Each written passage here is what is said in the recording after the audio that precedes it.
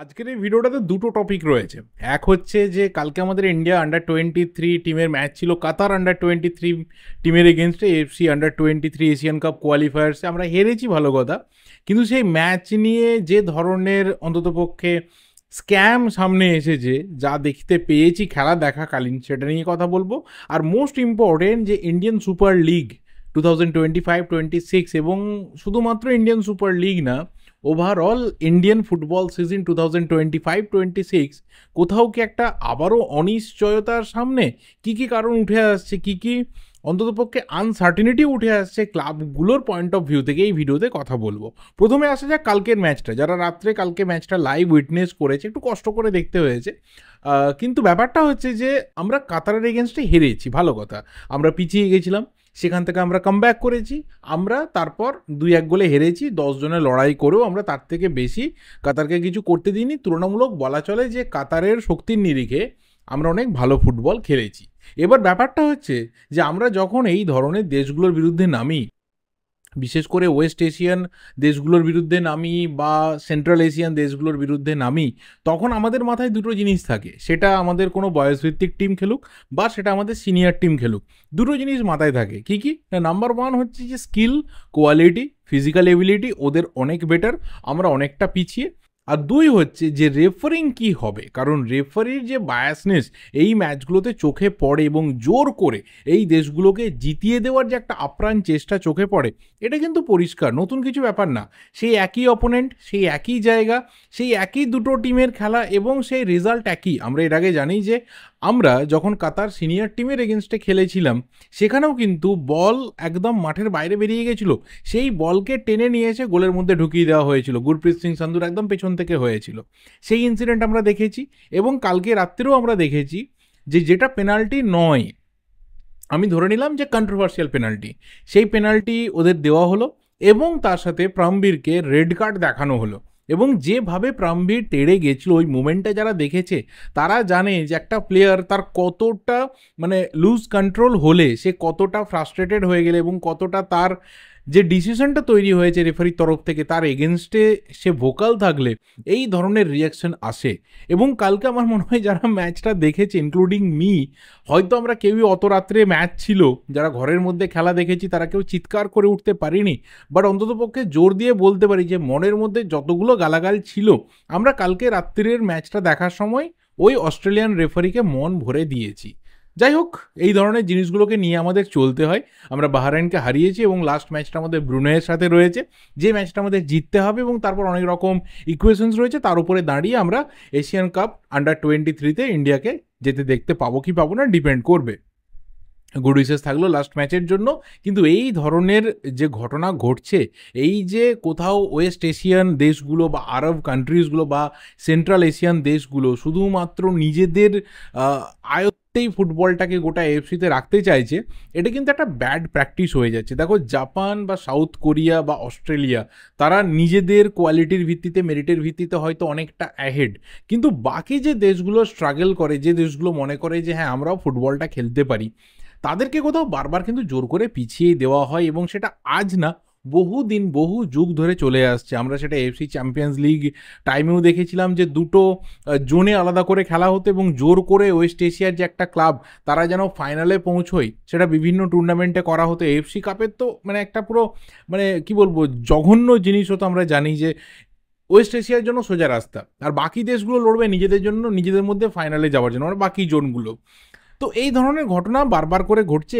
এই নতুন ফরম্যাটে একটু রুল চেঞ্জ হয়েছে। যাই হোক, কোথাও ওয়েস্ট এশিয়ার কবলে থাকা বা আরব কান্ট্রিজগুলোর কবলে থাকা যে এএফসি বা এশিয়ান ফুটবল, সেখানে দাঁড়িয়ে কিন্তু শুধুমাত্র আর স্কিলের ফারাকটা নেই, সেখানে এই বায়াসনেসের ফারাকটা, এই রেফারিংয়ের যে অন্ধতা, সেই ফারাকটাও কিন্তু তৈরি হয়ে গেছে। যাই হোক, আর কিছু বলার নেই ম্যাচটা নিয়ে, এর থেকে বেশি আর কিছু বলার নেই, কারণ আমরা সুন্দর ফুটবল খেলেছি। সেই সুহেলের গোল, অসাধারণ ফাইটিং স্পিরিট প্লেয়াররা শো করেছে। 10 জন হয়ে যাওয়ার পরে আমরা কোথাও কাতারকে সেইভাবে মাথার উপর উঠতে দিইনি। অন্তত পক্ষে বেশিরভাগ সময়ে আমরা ফেভারিটের মতো পজিশন থেকেই খেলাটাকে খেলেছি। আমরা ম্যাচটা জিততে পারতাম যদি আমাদের ফেভারে অন্তত পক্ষে যে ডিসিশনসগুলো ছিল সেগুলো রেফারি ঠিকঠাক করে দিতেন। वगैरह वगैरह एभরিথিং। এর থেকে বেশি আর কিছু বলার নেই। এবার নেক্সট পয়েন্ট বা এই ভিডিওর আরও একটা বড় পয়েন্ট, সেটা হচ্ছে যে ইন্ডিয়ান ফুটবল সিজন 2025-26 কি আবারও কোথাও আনসার্টেনিটি জায়গাতে রিচ করে গেল? অনেক কিছু প্রশ্ন কিন্তু গোটা ইন্ডিয়ান ফুটবল সার্কিটে আবারও উঠে আসছে। দেখো, সুপ্রিম কোর্টের তরফ থেকে বেশ কিছু বিষয় পরিষ্কার করা হয়েছে, বেশ কিছু বিষয় পজিটিভ রয়েছে, যেগুলো নিয়ে আগামী দিনে আমরা কোথাও হোপফুল থাকতে পারি যে স্মুথলি অনেক কিছু রান করবে। কিন্তু তারপরেও কিছু লুপ হোলস থেকে যাচ্ছে, যার ফলে ইন্ডিয়ান ফুটবল 2025-26 সিজন আবারও কিন্তু একটা সমস্যার মধ্যে পড়লো।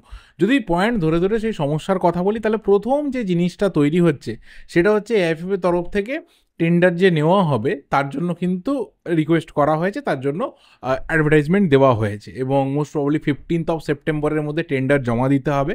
এবং যদি সব কিছু ঠিকঠাক থাকে তাহলে এফএসডিএল তারাই কিন্তু আবারও তোমার পার্টনার হিসাবে, মানে কমার্শিয়াল পার্টনার হিসাবে এআইএফএফ এর সাথে যোগ দেবে এবং তারাই ইন্ডিয়ান ফুটবলের যে বিভিন্ন রাইটসগুলো ছিল তাদের হাতে সেটা আবারও যাবে। কিন্তু এখানে এআইএফএফ অ্যাকচুয়ালি কি চাইছে? কারণ এর আগে যখন এফএসডিএল আলোচনা চালিয়েছিল তখন এফএসডিএল এর যে দাবি ছিল বা এফএসডিএল এর যেটা যুক্তি ছিল সেখানে কিন্তু এআইএফএফ স্ট্যান্ড করেনি। এআইএফএফ তাদের নিজেদের যে পুরনো সিস্টেমটা ছিল সেটাকেই কন্টিনিউ রাখতে বলেছিল। এবার সেখানে যদি জটলা হয় তাহলেও কিন্তু এই প্রসেসটা আবার ডিলে হতে পারে। তবে হ্যাঁ, টেন্ডারে যে বিষয়গুলো থাকবে সেটাকেই তো এআইএফএফকে অ্যাকসেপ্ট করতে হবে এবং আমার মনে হয় যে সেই জায়গাতে দাঁড়িয়ে এআইএফএফ যখন অ্যাকসেপ্ট করে নেবে তখন আর এআইএফএফ এ পিছিয়ে যাওয়ার কোনো রাস্তা থাকবে না। বাট স্টিল সেই জায়গাটা তৈরি হতেও কিন্তু অনেকটা সময় লাগবে, নাম্বার 1। নাম্বার 2 হচ্ছে ক্লাবগুলোর কাছে ক্ল্যারিটির একটা ব্যাপার। অলরেডি আমরা জানি যে কেরালা ব্লাস্টার্সের তরফে অভিক চ্যাটার্জি তিনি জানিয়েছেন যে আমাদের কাছে আপকামিং যে ডেজগুলো রয়েছে তার কোনো রকম ক্ল্যারিটি আপাতত নেই। কীরকম ক্ল্যারিটি নেই না, ফিনান্সিয়াল স্টেবিলিটি কী আসতে চলেছে, রেভিনিউ শেয়ারিং কী আসতে চলেছে, ফুটবলের যে সিজন রয়েছে কবে থেকে শুরু হচ্ছে কবে শেষ হচ্ছে, এই ধরনের কোনো ক্ল্যারিটি এখনও অবধি পাওয়া যাচ্ছে না। এই কারণে কিন্তু প্লেয়ারদের যে স্যালারিজ রয়েছে সেটাও হোল্ড রয়েছে এবং অবশ্যই টিম বিল্ড আপ এখনও অবধি অনেক টিম রয়েছে তাদের টিমটা পুরোপুরি বিল্ড আপই নয়। বিদেশি প্লেয়ার অনেকে বেরিয়ে গেছে, ডোমেস্টিক প্লেয়ারের ঘাটতি রয়েছে, কেউই কিন্তু তৈরি নয়। প্রি সিজন তো অনেক দূরের কথা, টিম অনেকেরই কিন্তু পুরোপুরি তৈরি নয়। তাহলে তারা কি করবে? এই যে বিভিন্ন আনসার্টেনিটিগুলো রয়েছে এটা কিন্তু সামনে রয়েছে এবং যখন এআইএফএ প্ল্যান করছে যে অক্টোবরের শেষ থেকে নভেম্বরের শেষের মধ্যে সুপার কাপটা করে দেবে, সুপার কাপটাকে কন্ডাক্ট করবে, সেখানে দাঁড়িয়ে অন্ততপক্ষে ইন্ডিয়ান সুপার লিগ থেকে রিপ্রেজেন্ট করা 7-8টা-9টা টিম, তাদের কিন্তু পুরো টিমই এখনও অবধি রেডি না। তারা কিন্তু এখনও অবধি স্কোয়াডটা রেডি করেনি।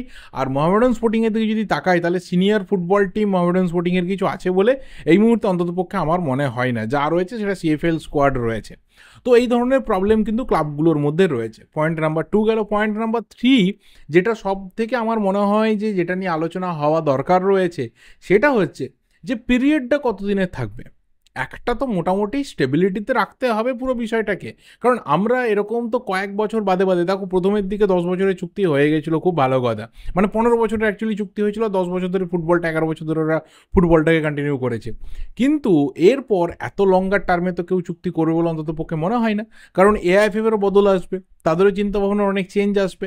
তাহলে মানে কত বছরের একটা টেনিউর হবে, 2-3-4, সেটা কিন্তু ফ্যানেদের জন্য খুব চাপের একটা জায়গা যে আমরা আবারও 2-3-4 বছর পরে দেখবো আবার এরকম ফাটাফাটি লড়াই হচ্ছে, আবার এরকম নিজেদের মধ্যে কাদা ছোঁড়াছুঁড়ি হচ্ছে, আবারও আনসার্টেনিটি, আবারও প্লেয়ারদের স্যালারি হোল্ড, আবারও ক্লাবগুলো অন্ধকারের মধ্যে, এই জিনিস চলতে থাকবে। অর্থাৎ কোথাও যে একটা লং টার্মের সলিউশন কেউ বার করতে চাইছে অন্তত পক্ষে মনে হচ্ছে না।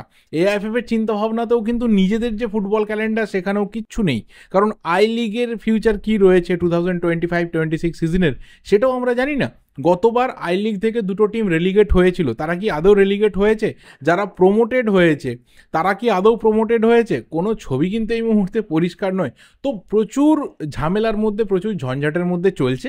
অ্যান্ড ফাইনালি যে জিনিসটা মনে হয় যে আনসার্টেনিটির কোথাও আরও একটা বড় রিজন হতে যাচ্ছে সেটা হচ্ছে এই যে ফিফা পুরো বিষয়টাকে দেখছে এবং যদি প্রপার টাইমে তারা ড্রাফট কনস্টিটিউশন দেখতে না পায় এবং তারা যদি মনে করে যে সুপ্রিম কোর্ট থেকে বেঁধে দেওয়া একজন লোক এআইএফএফ এর ভেতরে ঢুকে এআইএফএফ আগামী দিনে কিভাবে চলবে বা ফুটবল লিগ কিভাবে চলবে এটাকে কন্ট্রোল করছে, তাহলে কিন্তু একটা সময় পর হঠাৎ করে হয়তো ফিফা জানিয়ে দেবে যেটা আনএথিক্যাল, এটা থার্ড পার্টি ইন্টারভেনশন হচ্ছে এবং তোমরা আপাতত সাসপেনশনে থাকবে যতক্ষণ না তোমরা পুরোটা ক্লিয়ার হয়ে যাচ্ছ।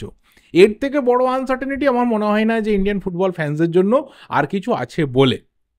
দেখা যাক এই যে জটলা রয়েছে, এই যে ঝামেলা রয়েছে, যেটাকে আমরা সোজা বাংলায় চব্য বলি, এই যে চব্য কবে মিটবে সেই দিকে আমরা তাকিয়ে থাকবো। বাট ফ্র্যাঙ্কলি স্পিকিং, যে কোথাও শুধুমাত্র ভারতীয় ফুটবল দেখে যা মনে হচ্ছে যে মোহনবাগান এবং ইস্টবেঙ্গল ছাড়া সাস্টেনেবিলিটির রাস্তা কিন্তু প্রায় বাকিদের কাছে খুবই টাফ এবং খুবই চ্যালেঞ্জিং, এবং ভীষণভাবে সেটা ফ্যানগুলো যারা অন্ততপক্ষে ক্লাবগুলো যারা ফ্যান বেসকে গ্রোথ করাতে পেরেছে সেই ফ্যানেদের জন্য কিন্তু খুবই চাপের একটা জায়গা, যে কোথাও ইন্ডিয়ান ফুটবলে আবারও আনস্টেবল সিচুয়েশন তৈরি হলো।